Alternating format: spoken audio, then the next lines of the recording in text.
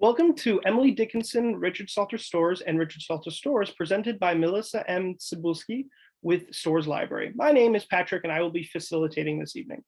This evening, Longmeadow Historical Society board member Melissa M. CYBULSKI will be sharing her findings about the connections between Amherst's famous poet Emily Dickinson and two cousins, both named Richard Salter Storrs, with deep ties to Longmeadow.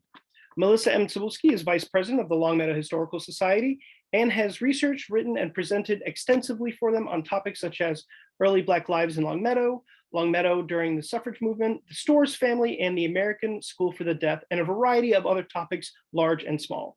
She has a master's in English education and has worked as an interpreter in several museums, including the Emily Dickinson Museum. This program is co-hosted by Storrs Library and the Longmeadow Historical Society. Welcome, Melissa, and thank you for joining us. Thank you. Thank you so much, Patrick. I'm so excited to be here tonight. This is a project I've been sort of slowly working on for about 5 years, and I'm glad that I had the opportunity to finally put it all together in one presentation. So here comes my favorite part, the sharing of the screen. Let's make sure that it works. We looking good, Patrick? Yeah, everything looks good on my end. Fantastic. So here we are. After much excitement on my part as a Longmeadow resident for over 20 years, a board member at the Longmeadow Historical Society, whose home is at the Storrs house, and it's right next door to the Richard Salter Storrs Library. Imagine my surprise when I saw that these two names connected, and I was eager to find out why. So I set upon the journey to find out how. How do I advance my screen? Let's see. Oh, it's down here. Okay, so if you're not from Longmeadow, here is an outside view of the Richard Salter Storrs Library. On the left and right next door to it, the White House, is the Storrs House Museum. Emily Dickinson Museum is on Main Street in Amherst, Massachusetts. We're about 25 miles apart from each other. Back during Emily Dickinson's lifetime and the lifetime of the Storrses, you could easily take a train from Springfield to Northampton, so they could have traveled back and forth to each other's houses. That's not exactly how it happened, but would have been possible for them. The Emily Dickinson homestead is where the poet was born in 1830 and where she died in 1886. Her bedroom window is at the upper left-hand windows, and it's at that desk in that bedroom that she wrote and edited the nearly 1,800 poems that have made her so beloved all around the world today. So as a trained guide at the museum, let me give you the very abbreviated highlights of what you would learn if you were on a tour with me at the Emily Dickinson Museum. Again, she's born in 1830 in Amherst. This is the most well-known image of the poet and the one that really feeds the myth of Emily Dickinson. The myth, of course, being that she was reclusive and didn't interact with the world and dressed only in white. The reality is that parts of the myth are undeniably true, but the sum total of her life of 55 years was fuller and brighter and bolder than anything that myth can contain. She writes those nearly 1,800 poems, but only 10 of them, about 10 of them, were published during her lifetime. They are all but one published anonymously, and that was her choice. And it isn't that alone just a powerful thing. I strive to always take this image of Emily Dickinson that everyone knows so well and show people that she doesn't live in a black and white world. She lives in a world full of color, and she was a strong woman, and she made choices that impacted her life, and she had the opportunity to make those choices, and isn't that alone a strong thing. So she's only 16 years old in this image. It's one of only 3 confirmed images of her. We have a group portrait of her when she's 10, a silhouette when she's 14, and this daguerreotype, which is taken when she was probably only about 16 years old. And I ask you to consider what it might be like to put a picture of your 16-year-old self on the cover of your life's work. She's only reclusive in the last decade or so of her life. It's true, yes, she writes about death, but she also writes about love and nature and religion and science, and she writes about poetry and what it means to be a poet. She never lives alone. She has siblings and family and friends that she's very connected with. Again, I strive on my tours to take this black and white image that everyone knows and show her more authentically as she lived in full color. Emily Dickinson did not live in a sepia colored world. Allow me to begin this story of this full colored life journey of hers by telling you one fact about her that really opened up how I looked at her. Emily Dickinson was a redhead. Here's a lock of her hair that is owned by Amherst College, but I saw it when it was on exhibit at the Morgan Library in New York City shortly after I began working as a guide. It was sent in a letter to a friend sometime in the 1850s, as friends and family did back then send locks of hair as tokens of remembrance. This was sent to her friend Emily Fowler Ford, who is a name you're going to hear a couple times this evening. She grew up in Amherst with Emily. If you want proof of her red hair, look no further than this childhood portrait of Emily Dickinson. Emily is the one on the left, holding a book with a flower. You can see the shade of red that her hair was. She's the middle child. People tend to think of her in isolation, but she's a middle child. She has an older brother, Austin, who's about 1.5 years older. Lavinia is about 2 years younger. And it was at this Morgan Library exhibit where I first learned that Richard Salter Storrs and Emily Dickinson were connected. Back by that green wall where you'll see the gun displayed on the wall, was the part of the exhibit that discussed the impact of the Civil War on the Dickinsons. And in a case near there was a Civil War era newspaper containing one of her poems. And the placard next to the case noted that the paper was edited by Richard Salter Storrs. That's a name that probably doesn't ring a bell outside of Longmeadow, but if you live here, you know that name because it's the name of our town library. We don't have the Longmeadow Town Library, like so many other towns have libraries named for their towns. Ours is the Richard Salter Storrs Library.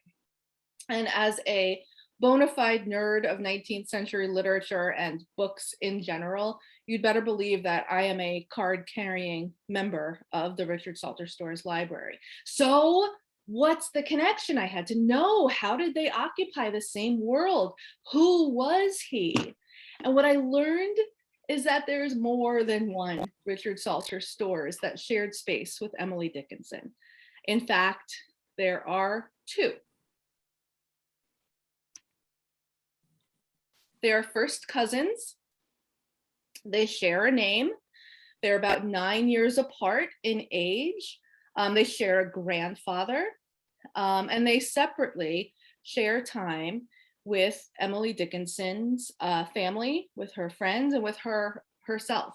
Thankfully for my work on this project, one of them goes by his middle name, Salter. So there's Salter on the left, who is the younger one, and Dr. Storrs on the right.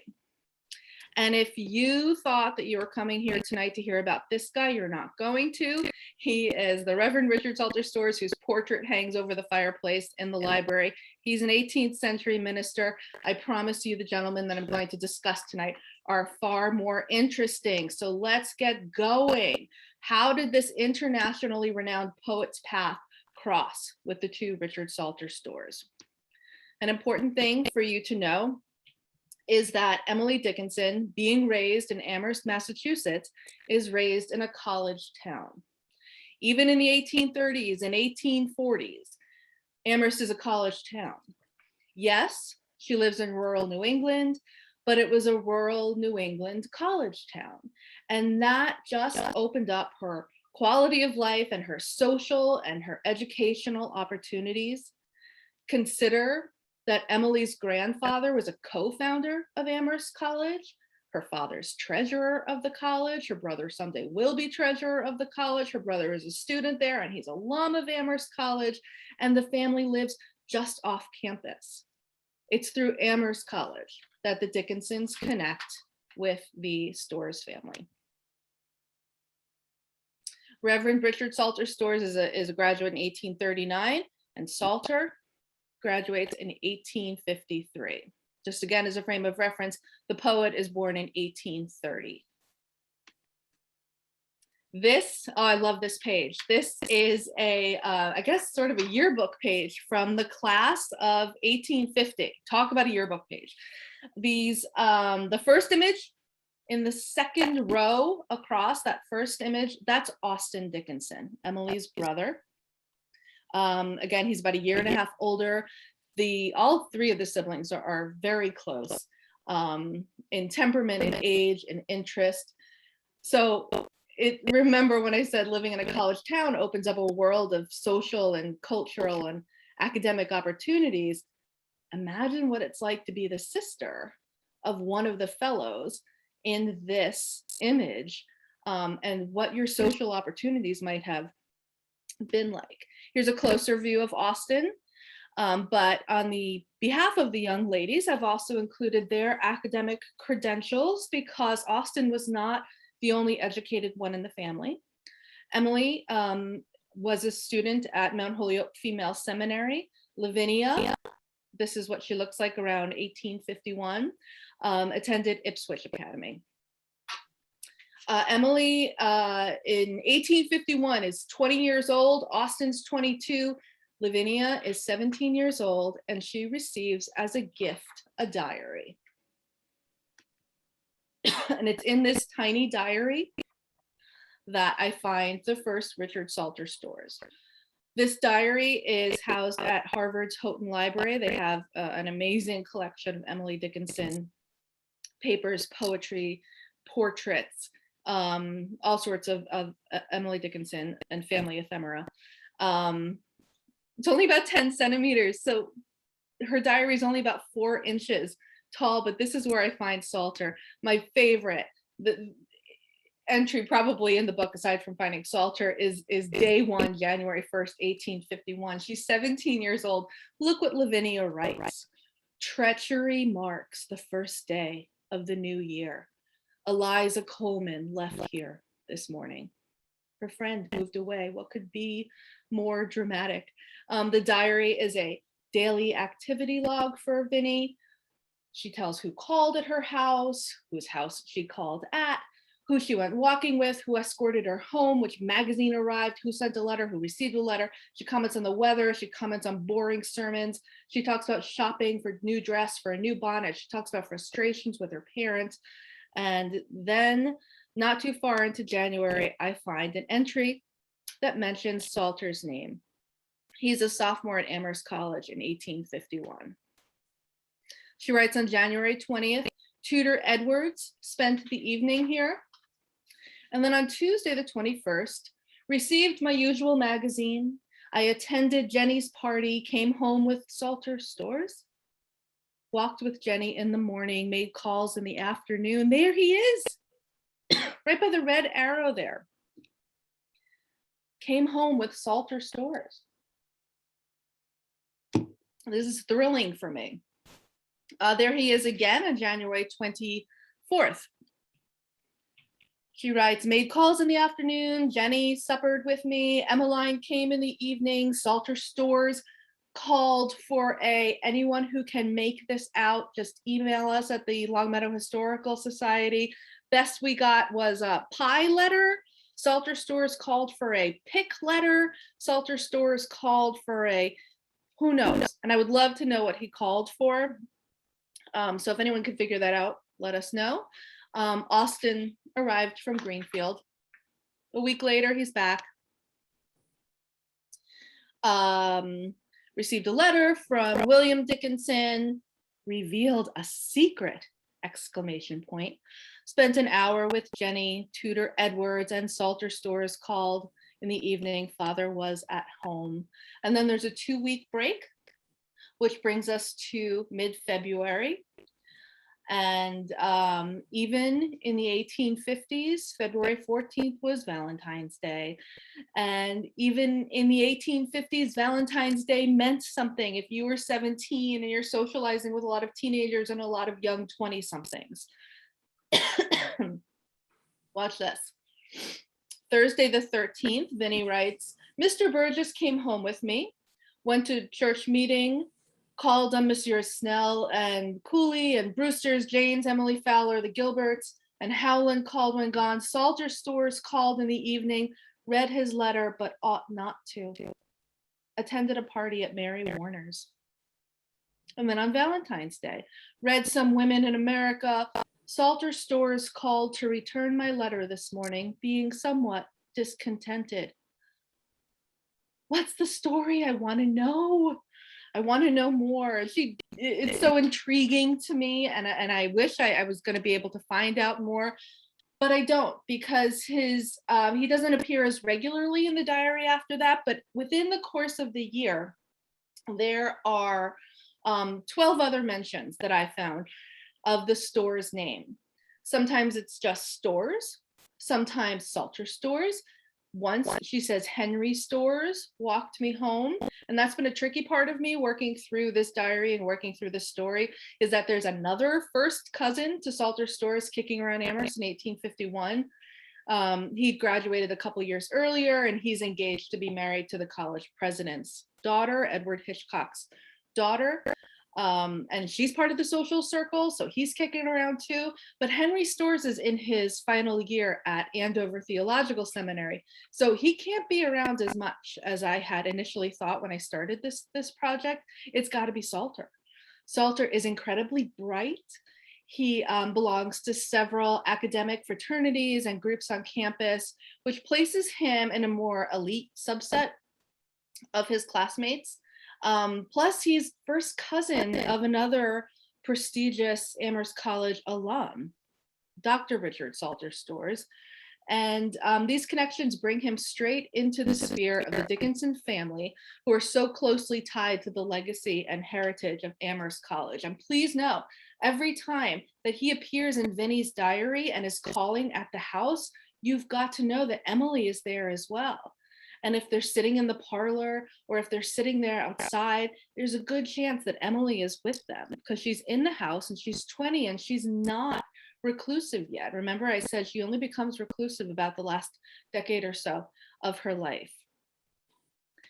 She writes an entry on March 21st of 1851. And this is one entry in her diary that scholars have paid a lot of attention to, because Vinnie recounts the reading circle commenced this evening. And for the next 5 months until about July, about once a week, there's a co-ed gathering of this reading circle. And they are bright, young, social young men and women, Emily Dickinson amongst them, who gather and they read aloud and they discuss literature and they reenact it. And they're socializing. And Shakespeare, we know, is on their agenda. Perrick Finnerty is a professor who studies Emily Dickinson, and he wrote a book called Emily Dickinson's Shakespeare. And in his book, he lists who he believes to be the members of this reading circle, and he lists Richard Salter Storrs among them. These are formative years for the poet. She hasn't yet begun her life as a poet in earnest yet. She won't for another few years. Her first poem to be published does appear in 1852, but her busiest years of productivity are in the 1860s. These are some of the faces of the real people who are in and out of Lavinia's diary in 1851. I see some of my colleagues from the museum are here at this Zoom, and looking around, I'm sure that they could name lots of the figures here. And there's Austin, Emily, and Lavinia, and there's Abby Wood, and there's George Gould, and Joseph Lyman above. He's the one we think really broke Lavinia's heart. And to me, that Salter Storrs as part of the group is wonderful. Salter graduates, as valedictorian of his class in 1853. And his, like many of the students at Amherst College, he gets a walking stick as a commencement gift. And we have that walking stick at the collection of the Longmeadow Historical Society. So we're happy to have that. What becomes of him after he graduates? He becomes Professor Richard Salter Storrs. He is a professor of the deaf at the American School for the Deaf. At the time, it was the American Asylum and for the Deaf. And he's also one of the first faculty members on staff at Columbia College for the Deaf in Washington, D.C. Today, that is the college known as Gallaudet. He was offered the Latin professorship and at Amherst College, but he didn't take it. Valedictorians often stayed on at Amherst College to teach or to act in the role of tutors, but Salter Storrs doesn't take it. His sister Sarah was profoundly deaf. She was a student at the American School for the Deaf, and she herself goes on to become a teacher there as well. And I love that he chooses that as his career path forward. So he forevermore will be known as Professor Richard Salter Storrs. This is his business card. You could see the sign language there. We also have that in our collection. He's also Longmeadow's first historian. As a member of the Longmeadow Historical Society board, I use this book all the time. That is my book. That is, you can see how weather-beaten it is. It's not just because it's old, it's also because I use it just all the time. He includes the first genealogy of the town in there, going all the way back to the 17th century. A lot of history about town life. So that is the first Richard Salter Storrs you're going to hear about tonight. The second Richard Salter Storrs you're going to hear about is not 1851. We're going to have to get in our time machine now and go to 1864. But looking at this group from 1851, what happens between 1851 and 1864? Well, as you might expect for a group of teens and young adults in their 20s, they begin to disband, whether through marriage or career choices. And by around 1856, this is who remains as the foundation of Emily Dickinson's family and social life. We have Austin, who married one of the girls from the reading group, Susan Gilbert, and Emily and Lavinia, who at this point have pretty clearly settled into lives as unmarried women in the homestead next door to the house that Austin and Sue set up as their home, the Evergreens. Why don't Emily and Lavinia marry? It's a question that we get all the time. It's what everybody wants to know about. And I don't know. I say this all the time on my tours. Everyone wants to know, why don't they marry? Let me fast forward to show you that everyone doesn't continue to look the same in 1864. Everyone has an updated photo. There's Austin, there's Sue, there's Lavinia. Again, Emily's the only one who doesn't have an updated photo because there are no other confirmed images of her. This is a project you can start to Google it now while I'm talking, or Google it later. There is another maybe image, which I do truly believe is Emily. It would be about her, it would be about 1859, but it's not confirmed. We don't have any written proof that it could, or documented proof that it could be Emily. So this is what we're left with. The fact that Emily never marries and Lavinia never marries is without a doubt what contributes to her ability to devote herself to a life of the mind and to be a poet. Because had she married, she never would have had the time or the space or the place to carve out to really devote herself to her poetry. Not marrying was such a freeing choice for women in Emily Dickinson's time. Let me show you the house where she spends a lot of time in the beginning of in the middle of the 1850s. This is the Evergreens. It's home to Austin and Susan Dickinson. It's built in 1856. Austin and Sue are married. They are living in the Evergreens, and it's right next door. And if there are times where Emily doesn't really feel like going over, all she has to do is look out her parlor window or her bedroom window or stand out on her piazza. That's how close the two houses are. By 1864, Emily has largely decided she's done making social calls and receiving extraneous visitors, and she has committed herself to being a poet. She writes a letter to her sister-in-law, Susie, expressing her sentiments as only Emily could. She writes, "You will forgive me, for I never visit. I am from the fields, you know, and while quite at home at the dandelions, make but a sorry figure in a drawing room." Let me show you that drawing room. Let's hear what's happening. This is the drawing room as it appears now at the Evergreens. It is part of the museum. If you tour the museum, which hasn't opened yet from COVID, but we're getting close. We're hoping to open up in June. You get to see the Evergreens as well, which is a space, it's a wonderful space. It's actually never been restored. So you get to see it in its authentic, almost decayed state of being. But it was the social epicenter for Amherst after 1856 when Austin and Sue marry. Sue is talented as an adept hostess. Austin is a lawyer. They are avid art collectors. They are readers. They have the benefit of meeting and hosting and socializing with many interesting minds that pass through the campus. And one of the visitors that comes through is Samuel Bowles. And if you're from the Springfield area and you are not well versed in 19th century life, the name probably still rings a bell because you know there's a Samuel Bowles Elementary School. But in the 19th century, Samuel Bowles is a big deal, big deal. And many years later, towards the end of her life, Susan is writing her reminiscence, and she writes that, "I remember very distinctly the first guest in our newly married home who seemed to enrich and widen all life for us, a creator of endless perspectives. This was Mr. Bowles, known in years later as Uncle Sam, and forevermore our dear and trusted friend."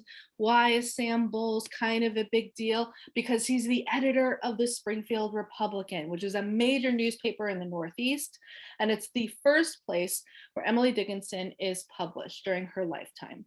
Between 1852 and 1861, 4 of her poems will appear anonymously within the columns of the Springfield Republican. Why doesn't she generally seem like she wants to publish? Why are these published anonymously? We don't know. How do they get there? Does she give them to Sam Bowles? We don't know. There's so much that I always have to tell visitors when they come for tours of the house, I don't know. And we just have to be comfortable with that. That's part of the fun of Emily Dickinson, is puzzling through these pieces. Publication isn't necessarily the goal, though, for every writer. And we have to keep in mind, Emily Dickinson doesn't have to publish, just like she doesn't have to marry. Her father is a lawyer. There's enough financial security there that Emily Dickinson does not have to publish. I like to reference another 19th century woman writer, Louisa May Alcott, as a frame of reference. Louisa May Alcott and Emily Dickinson have almost the exact same birth and death years. And they are both young women living in Massachusetts. They are both born into families that value education and educate their daughters. But one is from a family with no money, and one is from a family with enough money. Louisa May Alcott has to publish. It is her income. She also is not married. So I like to put those two women side by side as a point of comparison. Also at the Evergreens next door, Emily Dickinson has a front row seat to seeing what it's like to be a famous writer. Ralph Waldo Emerson is one of the big names that passes through Amherst College. Ralph Waldo Emerson, Henry Ward Beecher, Oliver Wendell Holmes, Frederick Law Olmsted, Harriet Beecher Stowe. These are all visitors and guests at various times at the Evergreens. And Emily sees what it's like to be a famous writer and have to go on these lecture tours. It's the same way for writers today. And I just don't know that she can see that as an option for herself. A poem that I always use on my tours that to me helps to understand a little bit about perhaps why she doesn't want to publish is the poem I'm Nobody. And if you take that black and white image of her when she's 16 and you only know the lines, I'm nobody, who are you? All that does is feed this myth of Emily Dickinson as a depressed woman. But if you listen to the poem and you know the whole poem, you see that that's not the whole story. It's a poem about strength to me and choice. Emily Dickinson writes, I'm nobody, who are you? Are you nobody too? Then there's a pair of us, don't tell. They'd advertise, you know. How dreary to be somebody, how public like a frog. Spend one's name the livelong June to an admiring bog. I messed that up a little bit. I haven't done it in a long time. We've been closed for 2 years. But you get this sense there, how dreary to be somebody, how public like a frog. But I digress. We got to get back to Richard Salter Storrs. How does he get into that parlor? The second Richard Salter Storrs is Dr. Richard Salter Storrs, Doctor of Divinity. He's an Amherst College graduate, 1839. He's in that parlor. He's coming back frequently for commencement weekends with the Dickinsons, and he's there with his classmate, Henry Ward Beecher. Dr. Storrs is in a parish in Brooklyn called Church of the Pilgrims. It's very well known. It's very well respected. Just like Plymouth Church of Henry Ward Beecher, they are classmates. They are neighbors in Brooklyn. They work together. And we are coming into the time of the Civil War, and the conversations that must have happened in the parlor there at the Evergreens, they're discussing literature and they're discussing local news, but they're also discussing national politics and without a doubt the state of national affairs in an increasingly divided nation. I chose this image specifically because you'll see it's the Battle of Chickamauga, and for anyone who follows the things that the Longmeadow Historical Society puts out, you'll know that Howard Burnham from Longmeadow was a young man who dies at the Battle of Chickamauga. Though Emily Dickinson is not necessarily thought of as a poet of the Civil War, she is very much impacted by what is going on in the nation at the time. She is, by the time the Civil War comes, pretty much committed to her life as a poet. She has become very much reclusive, but she definitely knows what's going on in the world. We know what newspapers the family gets. We know they get the Springfield Republican. We know that they read everything. She lives in an all male student college town. So these young men are getting drafted. Their brothers are getting drafted. Austin Dickinson was drafted. He paid $500 not to have to go to war. The college president's son was killed in battle, and it devastates the town of Amherst. And it's through the story of the Civil War that Richard Salter Storrs, the second one, comes into the story. The nation wants to help. The citizens want to help, and they want to raise money. So the cities around the country start to, in the Northeast at least, begin to hold these fairs, and they're called sanitary fairs. In a show of local and national goodwill, many cities organize these sanitary fairs under the auspices of the recently formed United States Sanitary Commission. Their goal was to raise money to support wounded Union soldiers and the widows and children of those killed in action. Springfield does have a sanitary fair in 1864, but it is nothing compared to this one that is held in Brooklyn, where Dr. Richard Salter Storrs has his congregation in 1864. This Brooklyn Sanitary Fair is 2 weeks long. It opens on February 22nd, George Washington's birthday.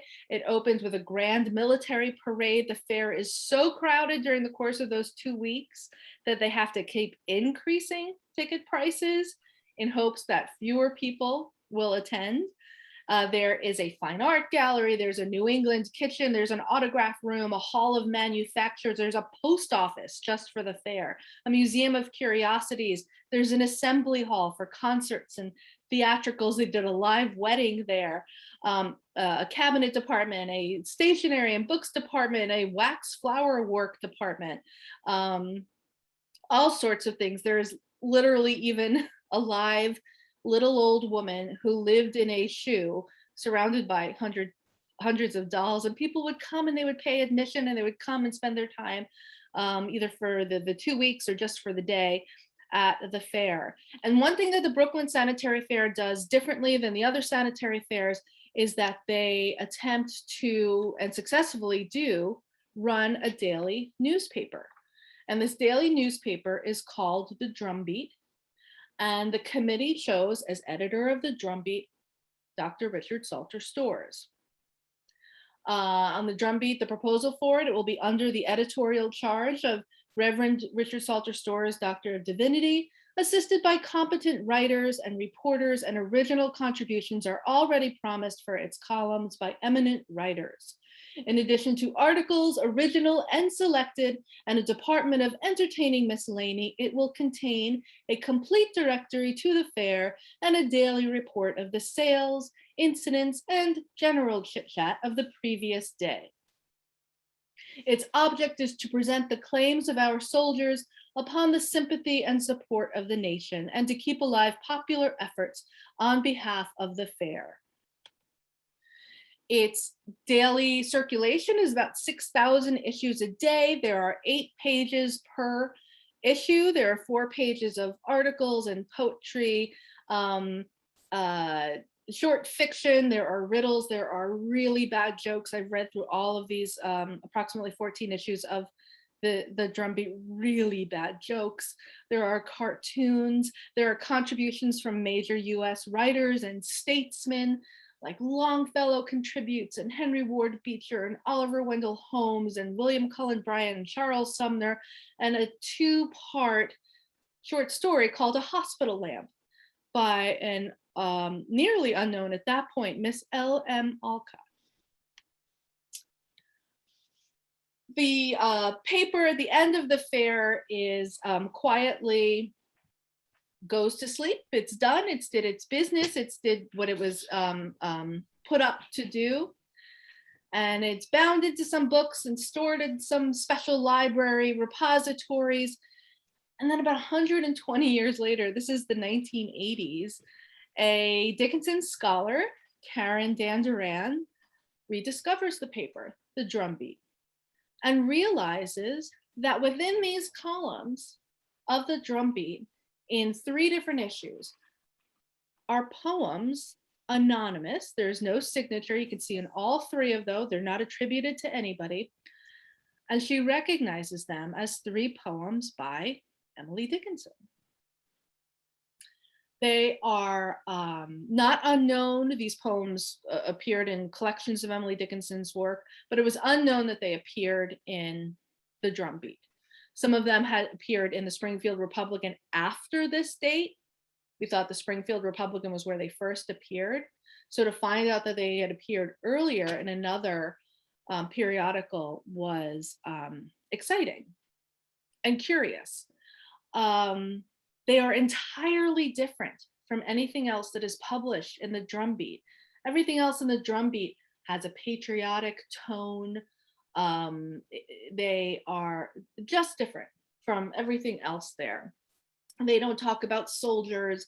They don't talk about national pride.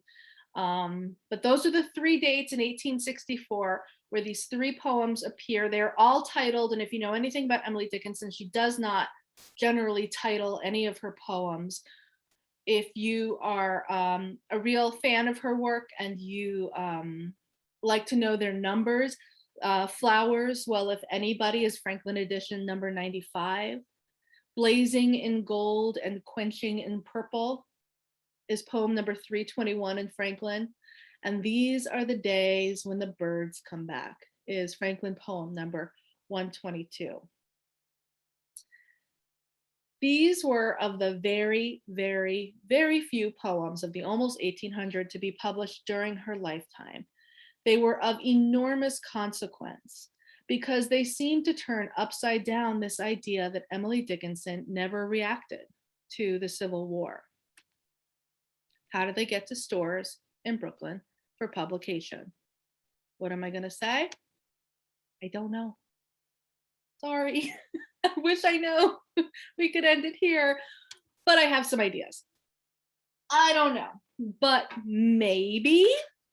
Well, they're going to get to him either indirectly through friends, or they're going to get to him directly, meaning Emily hands them or mails them to Dr. Storrs. If they come through the indirect path, a good person to look at is going to be Samuel Bowles. He's actually advertising in the Drumbeat. He's up here in Springfield. This fair is down in Brooklyn, New York. But I actually, when I, as part of my work on this, I actually went to the Brooklyn Historical Society because that's where the Storrs Family papers were held, and that's where the records for the Brooklyn Sanitary Fair were held.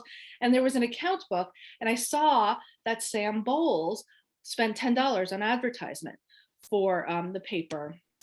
And I found towards the very back of the first edition, and it appears in almost all the other editions of the paper, this little advertisement. Again, almost all the advertisers are from New York, and there's advertisements for all sorts of things that people find advertised in 19th century America: fire insurance, life insurance, sewing machines, patented medical cures, there's booksellers, but they're almost all from New York.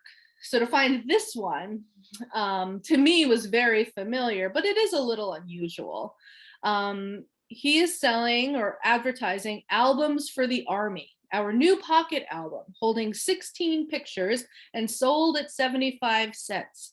It's the cheapest and best pocket album ever offered to the public. Sent by mail to any address, postpaid on receipt of 75 cents. It can be filled with pictures, 16, and sent by mail to soldiers in the Army or friends anywhere in Uncle Sam's domain. By mail at the very trifling sum of 30 cents postage. All orders promptly filled by Sam Bowles and Company, Springfield, Massachusetts. So it lets me know that Sam is paying attention to this fair, and it's quite possible that these poems get to Storrs through Bowles, in the same way that they got to Bowles to publish in the Springfield Republican, and that's probably through Susan Dickinson, Emily's sister-in-law. If it's not Bowles, it could be through two of her friends, Emily Fowler Ford and Gertrude Lefferts Vanderbilt, who live in Brooklyn in the same neighborhood as Storrs. They're deeply connected with the fair. Emily corresponds with them. Emily Fowler Ford is the one who had the lock of hair. She's the one who was in the reading circle with everyone. It's possible Susan Dickinson gives them to Storrs, but then there's this super intriguing idea to me that perhaps Richard Salter Storrs asked Emily herself for some of the poems. And that's crazy if you know anything about Emily Dickinson and her desire generally to not share her poetry with people that she wasn't close with.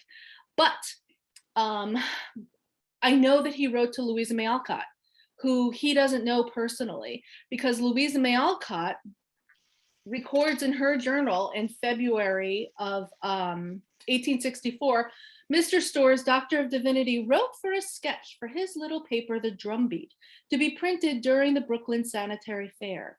A very cordial, pleasant letter, which I answered by a little sketch called A Hospital Lamp.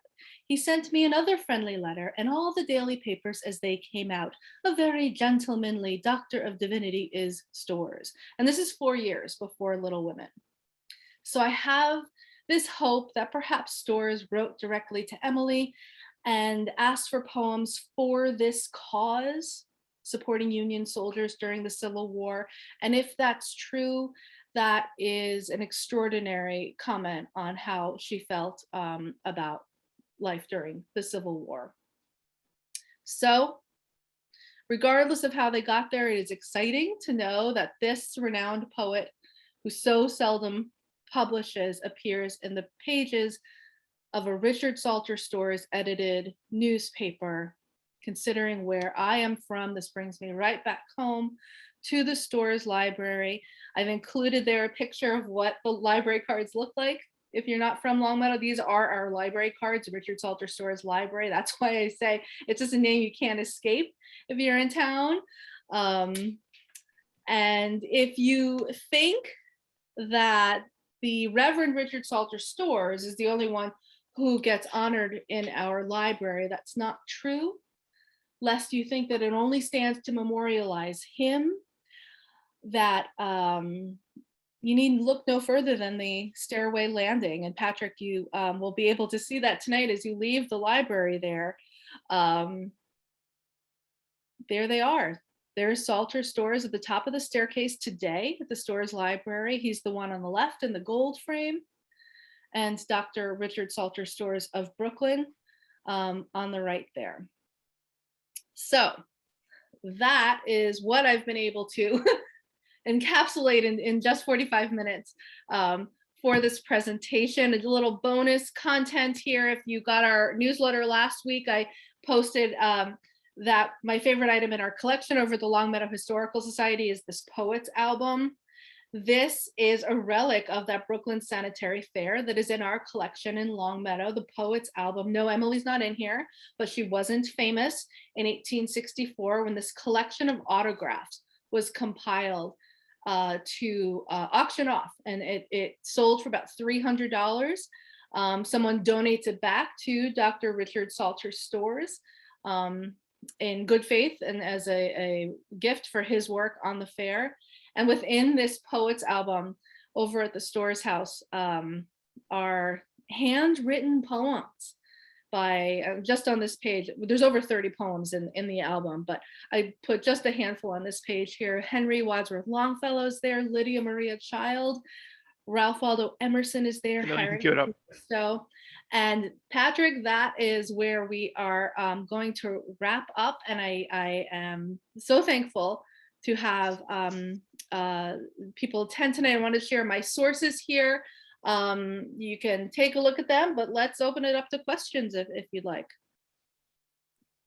Yeah, so if you'd like to ask a question, you can either indicate that you'd like to turn your mic off in the chat, or you could write your question right in the chat and I could read it aloud, so that way you can remain anonymous if you don't want to turn your microphone on and your camera as well.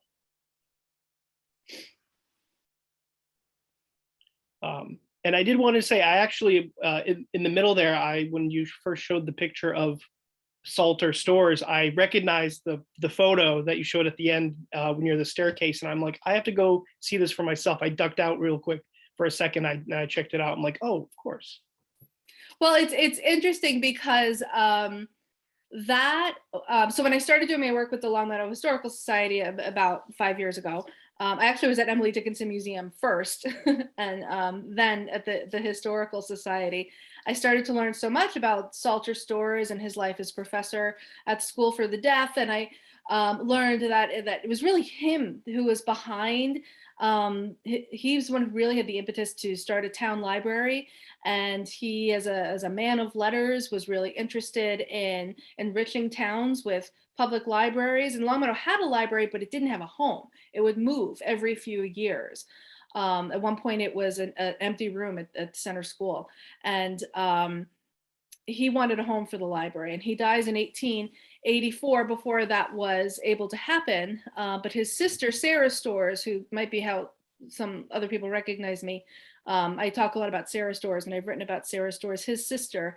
Upon her death, in honor of her brother who taught with her at the American School for the Deaf, she leaves the money, about $5,000, to be matched by the town, the land where the Storrs Library is, and the Storrs house, to establish a library on the condition that it is named for a name that was important to her family for so many generations, the Richard Salter Storrs Library.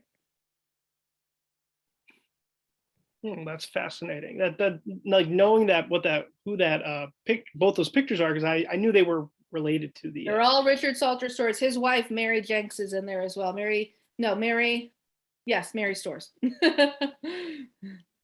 So if anyone has a question, please don't be afraid to unmute or to write it in the chat, and I'll be able to read it for it to be answered.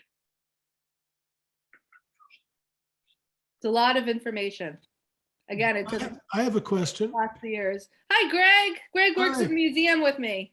Yeah. What got you onto this topic so passionately? Going to the Morgan Library exhibit. Did you have a chance to go to it, Greg? I did not. Oh, that's what got me onto it. Was I was new at the museum, Longmeadow resident, and walking through the exhibit, I noticed just on a little placard next to a newspaper that she published in this newspaper, the Drumbeat, which was what it was, but I saw that the editor was this name that is so familiar in Longmeadow, Richard Salter Storrs. So I wanted to know what was the connection between Storrs and Dickinsons. Okay. Very good. So you knew the name. And so I knew the name. And that's what I said. I said towards the beginning, outside of Longmeadow, people don't know the name. But if you're in Longmeadow, maybe a show of raised hands there could indicate if you're from Longmeadow, you just know the name. Yeah. For me, it's so much interesting and perplexing in a way to read sources like J. Leda's Yep. Years and Hours and entries from these people, and you don't know what the connection is. So this is really, really wonderful to get that connection. How the hell did she get into Drumbeat? Yeah.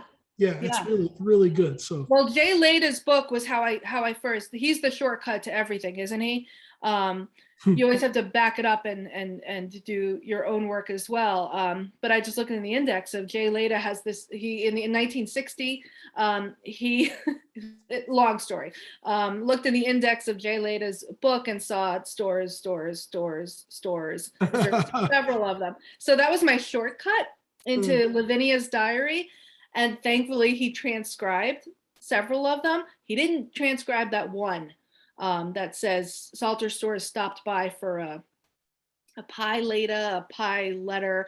I was wondering, I emailed some of my colleagues, Alan, Betsy, and Beth, with that this week. He's a member of the Alpha Delta Pi Phi fraternity. And I was wondering, he needs a pie letter for the fraternity? Someone commented pie later question mark. You think? I don't know why he would stop. He stopped by for a pie. Oh, maybe. Yeah, big He deal. doesn't usually say that. Yeah. I love Lavinia though.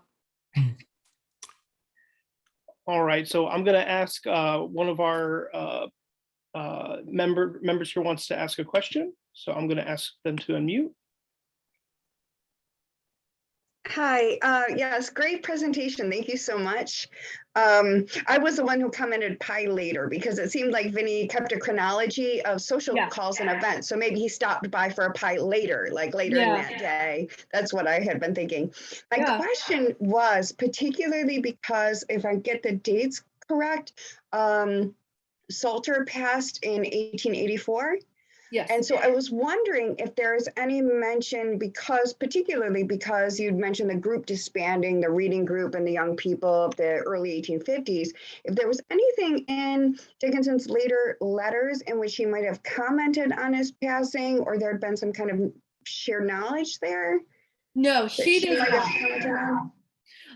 I think he moves to Hartford. He moves back home to Longmeadow. Hartford is just south of us. He lived in Hartford during the weeks, and he and his sister would come home on the weekends. And his connection to Amherst isn't as strong as his first cousin, Dr. Richard Salter Storrs, who's up there for every commencement event, everything. So no, he doesn't. And I've looked at, you have to look in the letters of the circle of friends too to find, and I haven't been able to find anything else. He doesn't marry either. I don't know if Lavinia was his one true love. Thank you. Okay, there was another question that asked, a little off topic, but when Austin paid money to get out of fighting in the Civil War, was that just done, or was there any judgment associated with it? As far as I know, it wasn't just done, but it was done. I don't know if we have anyone here who can speak more broadly to that practice during the Civil War, but it was fairly common to do that. We know that we have men within Longmeadow who pay as well to have someone go in their stead. My understanding is he paid $500. And that was a pretty penny back then. Yeah. Melissa? Yes, that's my Well, father. Yeah, hi, Melissa. I put my glasses back on to see if anybody resemblance here. I don't know, I'm not sure. Yeah. But I wanted to ask, in your research, were you able to find any other descendants of the Storrs in Brooklyn, parts of the greater New York area? Yes, there are. My parents are in New York, so this matters to them. Reverend Dr. Storrs only has daughters. So as you know, sometimes a daughter takes their husband's name. Yep. Yep. My father hasn't recovered from that. And so his daughters do as well. So you won't find them as I Storrs. only had one beautiful. Yes. Okay. We're not going to talk about us. No, okay. I wouldn't. Go ahead, sweetheart. No, we're good. Yes, there are still tons of Okay. Storrses. There are still Richard Salter Storrses. You want a oh God, I shouldn't. Well, let's say, hold on a second. Is this still easy? Let's see. Are they in Brooklyn? I don't know. Oh, all right. There is, I can't find it anymore. I have a couple of sites. There's actually a Richard Salter Storrs Dickinson that we got a call about a couple of years ago at the Historical Society. Richard Salter Storrs Dickinson. Long story. Come back another time for it. I will. Okay. Okay. All right, I'm just going to read through a couple more comments. Another person commented, could it be pictured? I thought that. Yeah.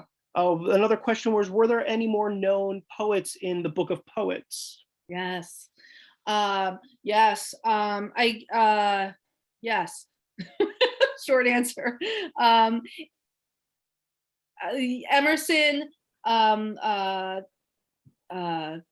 Harry Beecher Stowe, who's more of a novelist than a poet, William Cullen Bryant, Henry Wadsworth Longfellow, a lot of popular 19th century poets. Not all of them have names have continued. Lydia Huntley Sigourney of Sigourney Street in Hartford is in there. And this wasn't the only album of autographs that was collected and sold at the Brooklyn Sanitary Fair. There were several. There was one that collected all of the autographs of members of Congress in 1864. I saw another album in the Brooklyn Historical Society. Hawthorne was in there. That made my heart go pitter patter a little bit. There are others, yes. Let me see. There were a few more. I think Betsy McKee. She said we know of at least 9 men in Salter's family named Richard Salter Storrs. So that's quite a few. And then we had a young man visit Longmeadow a few years ago named Richard Salter Storrs. So there are some, descendants, or at least the name carries on. Yep. Did you watch Dickinson with Haley Steinfeld? And how historically accurate do you think it is? Also, can we view Lavidia's diary or the other artifacts online? Yes, short answer, yes, to both. The diary, go to Harvard's Houghton Library, type in Harvard Houghton Emily Dickinson collection, and the entire diary for Lavinia has been digitized. Her handwriting is pretty easy to read, and there are so many things on Houghton Library's website there related to the Dickinson. Amherst College Library as well. Jones Library's got great things. Yale has great things. Did I watch the show? I did watch the show. We need at least an hour to talk about how accurate it was, but it was, to me, and I know, so I see some of my colleagues here, I don't know how they feel about it. I loved it. It was shockingly accurate. Oh, I see Jill's giving a thumbs up. Shockingly accurate. And then what I love about it is this time period that Salter Storrs was in their group. There was a George Gould. There was a Jane Humphreys. That's the Jenny actually that Lavinia is always taking walks with. Yeah, highly recommend the series. We had another question. What was sanitary supposed to designate? The word for the sanitary? Yeah, it became, I think it became the Red Cross. It's the United States Sanitary Commission. I don't know, that's a 19th century I don't know why that was the word, having to do with health and hospitals. Interesting. I have a question. At the fair, you mentioned that there were little little parts of the fair that had like people selling stationery and all these other like little products. Were there any from local from the valley? Like because I know there's mills in Holyoke and Chicopee, Ludlow, all over that. Did they actually have any other products there, or was it only local like New York? I think that would be a good question for, and I've been to the Springfield museums, library, and the Wood Museum of History at the Springfield Quadrangle. Springfield had a sanitary fair, and it ran for 3 or 4 days at the end of 1864. This one is in Brooklands in the beginning of 1864, and there just aren't great records for it. I think that's where all of that would have been. Perhaps the other things could have made their way down to Brooklyn, but it was a very New York centric, which is why it's so unusual. And for Emily's poems to appear in this newspaper, because the newspaper really was very New York centric. And Storrs writes that he wishes the paper was 10 pages long because they could fill it with all of the submissions that people were sending in, and so many submissions he had to turn away. So why do not 1 but 3 Emily Dickinson poems get included? How did he have the space for those? And they're so unlike anything else. There's so much to wonder about with the Drumbeat. Okay, thank you very much. Is there anyone else who has any final questions? Let's see. LHS has a photo of the Springfield Fair with lots of people facing the foreground, early Photoshop. Was Emily particularly close to her brother's wife, Susan, who was also her neighbor? Yes, so if you've seen the Dickinson series on Apple Plus TV, you'll know how close they might have been. Yes, Emily and Susan are very close.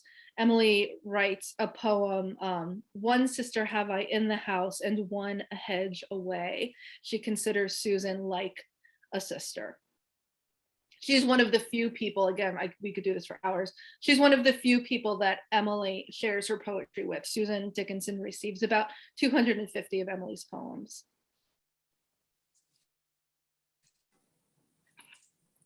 Let's see. Florence Nightingale helped wartime hospitals improve their sanitation in the Crimean War. That's another comment there, 1853 to 56. Yeah. Interesting. Any other comments or questions that someone would like to make, either through the chat or over the microphone? Please don't be afraid to. All right. I want to I give everyone a sneak peek, and I don't know if my fellow guides on here are aware. I got an email from our programs director, Brooke, tonight. We are going live tomorrow with a brand new web-based tour for the Emily Dickinson Museum. It's very exciting. I was on the small team that wrote the content for the tour. So if I've really piqued your interest about Emily Dickinson and the museum, while we're waiting for the museum to open up, check out the new web-based tour coming live tomorrow. And follow us on Facebook for the Longmeadow Historical Society. Sign up for our newsletters. I see you nodding there, Al. We are very proud of our programming. We are very proud of the work we do. And I love telling stories of Longmeadow, and that my two worlds here could come together was very fulfilling for me. So thank you for allowing me to share what I learned tonight. Thank you for being here. Thank you very much. And also, please visit Storrs Library and take a look at the photos in person. That would be fantastic. I would love to show you where those are. Where you are sitting right now, Patrick, you're in the genealogy room, I believe. I am. And that room has a lot of books from the original, when the library first opens around 1910. Those are books, some of those books on those shelves. If you pop those open, you're going to see this Richard Salter Storrs' signature in them. Oh, so wow. Yeah. I almost would rather not. I don't want to, to like smudge or anything. Or I'm very, very careful. I almost feel like I should be wearing some kind of gloves when I'm in here where I'm handling. Oh, I'm so glad. I'm just really glad to get his name out there. He was a great, wonderful man and he did wonderful things. All right. Well, thank you everyone for stopping by. I guess I'll conclude the end of our program. Thank you. Thank you very much. Well done. Thank you, Melissa. Well done. Thank In the you. library. Bye. Bye. Bye.